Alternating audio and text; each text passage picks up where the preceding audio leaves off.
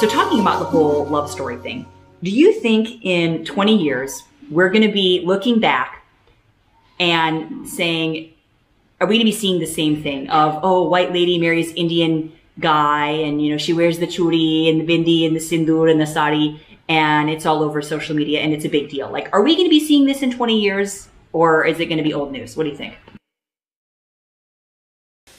I don't know, because the more you dig back, the more you realize that these types of intercultural relationships have always been going on. You know, I follow a lot of historical pages. There's this one friend of mine, her handle is Lampglow, I believe, and she shared this picture of, you know, like a Turkish woman dressed up, you know, and I think that's always going to be in culture. I mean, I'd like to think that 20 years from now will be much more integrated, but actually thinking about 20 years back, like how much have we changed since then? Social media is super pervasive. I don't know when we're going to get tired of certain things. So it's really hard to tell. Maybe 100 years from now, it'll be different, but I don't think it'll change too fast, too soon. But I think it's not just about, you know, this culture and that culture. I think it's just the unexpected and the different. And I think especially as long in cultures like India, where there is still strongly held notions of who can get married to whom, and what the expected, you know, stereotypes of certain individuals are, I think that'll still be a point of fascination for a lot of people, simply because they haven't had that personal experience. They haven't gotten to know anyone like that, or they themselves can't imagine themselves in that kind of a situation. Yeah, I think that one thing that we've talked about on other conversations about the internalized colonialism too, of why is that such an interesting story of, okay, white lady comes to India, and it doesn't just have to be a lady, but then we can talk about this next. Why is it always the ladies and not the guys? They get the stories. But, you know, white lady comes to India, falls in love with a guy, or vice versa, white lady outside of India falls in love with an Indian guy. And then here we go with this whole,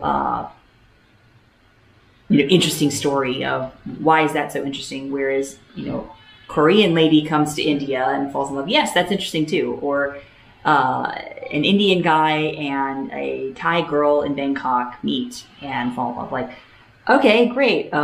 Why is it, do you think, that there's such a fascination? Do you think it has to do with internalized colonialism? People thinking like, oh, you know, the British came and it's a love-hate relationship, right? The British did so many things, but they messed up so many things, and then they, like, how would you describe that? How colonialism kind of affects these relationships and the way that Indians perceive them? It's really hard because I can't really answer this question, you know, because it's like, I can't think like an Indian person. I haven't had the lived experience of an Indian person, but I will comment that even in the context of from language, your perspective, how you feel. Mm-hmm. Yeah. So, because like in the language perspective, I see people from Singapore learning Malayalam, or I see people from Malaysia learning Malayalam. I do see other content creators studying, and they don't get nearly the amount of traction as I do because I look like this, and it gets a lot of attention, honestly. And I do think it has to do with, I think it has to do a bit with so foreign and so different. And then also just the joy of being perceived on a global level, just like, oh, wow, this person is speaking Malayalam. She's American. This means other Americans are hearing about it. Wow, we're like on the map kind of a thing. Because the global narrative is Eurocentric.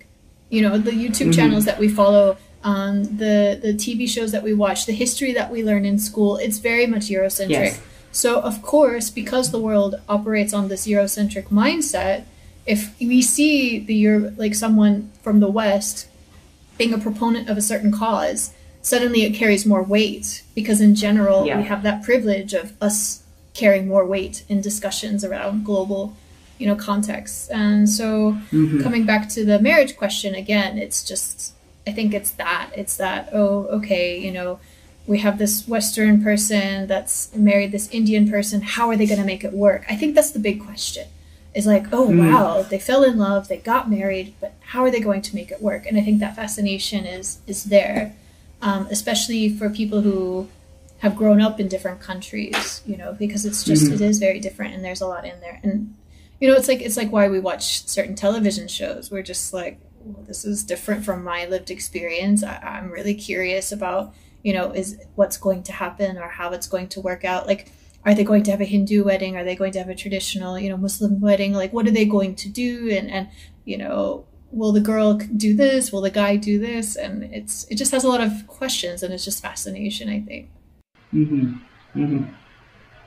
Yeah, for sure. I think, I do hear this whole like perception that things in the West are so different from India. And I think that in some senses, India is both extremely modern and extremely traditional at the same time.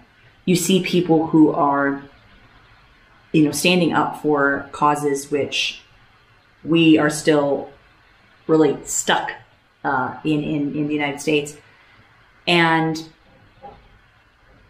then you see people who are living out 10,000 years of history even today, the same way that people lived 10,000 years ago. They're still doing the same things. They're cooking on the same stoves. They're still chanting the same Sanskrit mantras at their marriage ceremony, but in their pocket they have an iPhone and they work for a multinational company, like whatever it may be, right? It's right. So mind-blowing. So there is that, and there are these bridges, of course, like some of these technological bridges, or some of the, like, English is now the global language. So some of these other cultures are accessible, right? And it also makes Indian culture accessible enough to where we feel like we can understand and do that.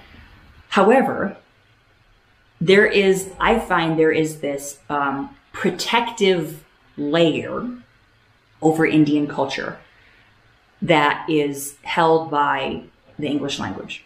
So you can get to know Indian culture just enough through speaking English. You can get to know a family just enough by participating, by eating Indian food and wearing the sari and wearing the bindi and all those things. But to really understand the depth, and not even all of the depth, the traditions, but not all the traditions, the history, but not all the history, just by learning a language and by learning it deeply and by spending time with the people, there's so much more there. And I feel that many Indian people will often use that kind of as a protective barrier of like, all right, well, how much do you actually want to know? Right? Of let's converse, let's talk. Like how much, where do you actually want to engage? Do you want to engage on this level, or are we going to engage like all the way on this level? And then I think that's one of the great challenges, is to really understanding Indian culture from an outside perspective, is kind of breaking through that. First of all, wanting to break through it. First, I guess, realizing that it's even there. Second of all, saying, I actually want to get to know on a deep level and try to understand so I can relate to people. And then third is actually doing the work to get there. Yeah, and then fourth would be not then taking the credit that, you learned all this stuff without the help of Indians and without them actually letting you do it. You discovered yes, what were you going to say? You discovered it. So also, you discovered Indian culture.